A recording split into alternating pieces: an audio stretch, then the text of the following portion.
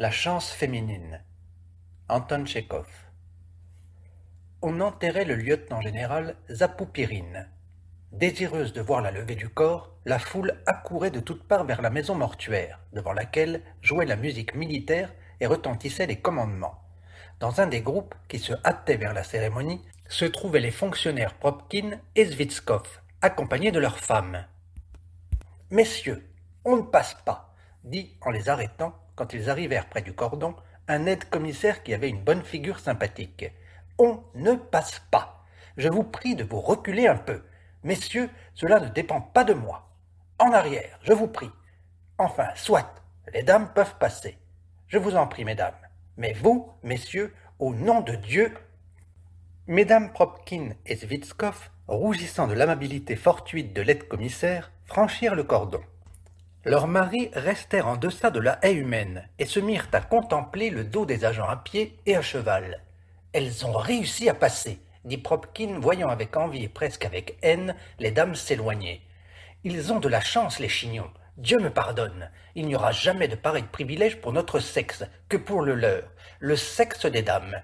Et, voyons, qu'y a-t-il en elles de particulier ? On laisse passer des femmes, on peut le dire, tout à fait ordinaires, pleines de préjugés, et toi et moi serions-nous conseillers d'État, on ne nous laisserait pas passer, pour rien au monde. » « Vous raisonnez étrangement, messieurs, » dit l'aide-commissaire en regardant Propkin d'un air de reproche. « Si on vous laissait passer, vous bousculeriez tout de suite et commenceriez à faire du désordre, tandis que, dans sa délicatesse, une dame ne se permettra rien de pareil. »« Laissez, je vous prie, » fit Propkin fâché. Dans la foule, une dame bouscule toujours la première. L'homme reste immobile et regarde devant lui, tandis qu'une dame écarte les bras et pousse, de peur qu'on ne chiffonne ses atours. Il n'y a pas à dire, le sexe féminin a toujours de la chance en tout. Les femmes ne sont pas soldats. Elles entrent gratuitement aux soirées dansantes, elles sont affranchies des punitions corporelles, et en échange de quel service, je vous le demande? Une jeune fille laisse tomber son mouchoir, ramasse-le lui, elle entre, lève-toi et cède-lui ta chaise, elle part, reconduis-la, et parlons un peu des rangs.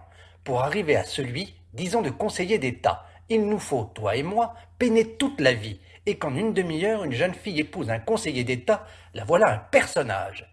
Pour devenir prince ou comte, il faut conquérir l'univers, prendre Chipka, être ministre, et une Varenka ou une Katenka, quelconque, qui a encore du lait sur les lèvres, tourne sa traîne devant un comte, fait des petits yeux, et la voilà, votre excellence. Tu es secrétaire de gouvernement. Tu as, on peut le dire, acquis ce rang dans le sang et la sueur. Et ta Maria Fomichna, qu'a-t-elle fait? Pourquoi est-elle secrétaire du gouvernement?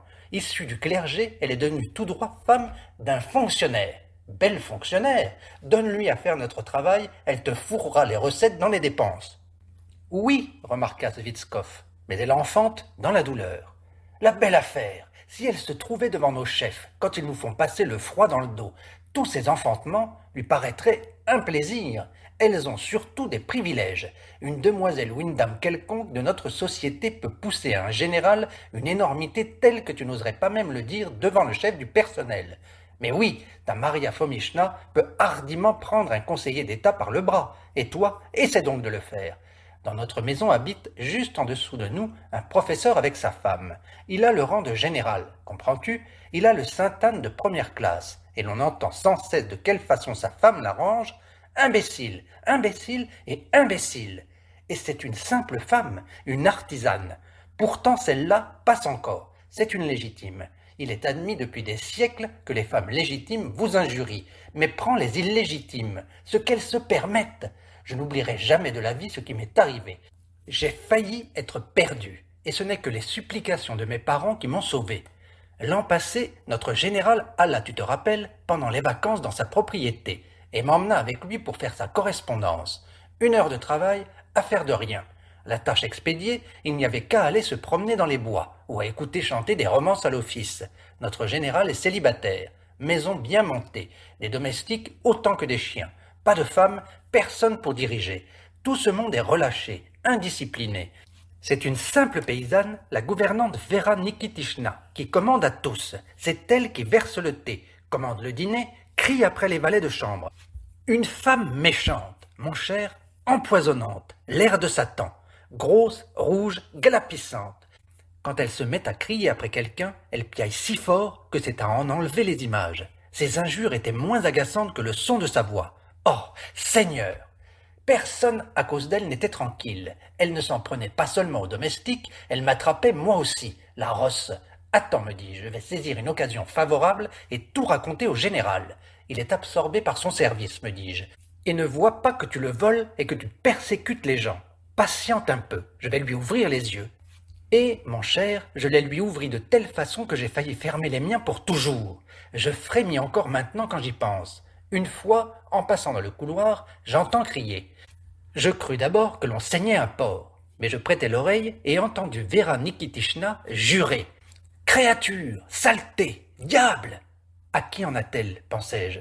Et tout à coup, frère, je vois une porte s'ouvrir, et notre général sortir vivement, tout rouge, les yeux hors de la tête, les cheveux comme si le diable avait soufflé dessus. Et elle lui crie. Diable, saleté! Que racontes-tu? Ma parole d'honneur, j'en avais chaud, tu sais, notre général court chez lui, et je reste dans le couloir comme un imbécile sans rien comprendre. Une simple paysanne ignorante, une cuisinière, une serve, et qui tout d'un coup se permet de ses mots et de ses agissements. C'est, me dis-je, que le général a voulu la renvoyer, et elle, profitant de ce qu'il n'y avait pas de témoin, l'a mis à toutes les sauces. Peu lui importe, puisque de toute façon, il faudra qu'elle parte. Ça me mit hors de moi. J'entrai dans sa chambre et lui dis « Comment as-tu osé, vaurienne, dire des mots pareils à un personnage si haut placé? Tu crois donc que parce que c'est un faible vieillard, il n'a personne pour le défendre ?» Et j'y allais, tu sais, je lui flanquais 2 bonnes gifles sur ses joues grasses. Mais ce qu'elle se mit à brailler, frère, à hurler, ah, maudite fusses-tu 3 fois damnée, malheur de malheur. Je me bouchai les oreilles et m'en allai dans les bois. Au bout de 2 heures environ, un gamin accourt à moi. Monsieur vous demande. J'y vais, j'entre. Il est assis, gonflé comme un dindon, et ne me regarde même pas. Dites-moi, fait-il, que trafiquez-vous dans ma maison? Que voulez-vous dire? Lui dis-je. Si c'est au sujet de Nikitishna, c'est pour vous, Excellence, que j'ai pris fait et cause. Avez-vous à vous mêler des affaires intimes des autres? Me dit-il. Des affaires intimes? Tu comprends. Et il commença, frère, à me tancer, à me morigéner. J'en étais presque mort. Il parla, bougonna, et tout à coup, le voilà qui éclate de rire sans motif. Comment, me dit-il, avez-vous osé? Comment avez-vous eu ce courage? C'est étonnant. Mais j'espère, mon ami, que tout cela restera entre nous. Je comprends votre comportement, mais convenez que votre présence dans ma maison n'est plus possible. Et voilà, frère, il était même étonnant que j'eusse osé battre un oiseau de cette importance. La bonne femme l'avait aveuglé. Conseiller d'état privé, l'aigle blanc, personne au-dessus de lui, et il s'était accoquiné à cette commère. Le sexe féminin, frère, a de grands privilèges. Mais, découvre-toi, on apporte le général. Que de décorations, saints de lumière! Mais pourquoi, mon Dieu, a-t-on laissé les dames passer en avant? Entendent-elles quelque chose aux décorations? La musique se mit à jouer.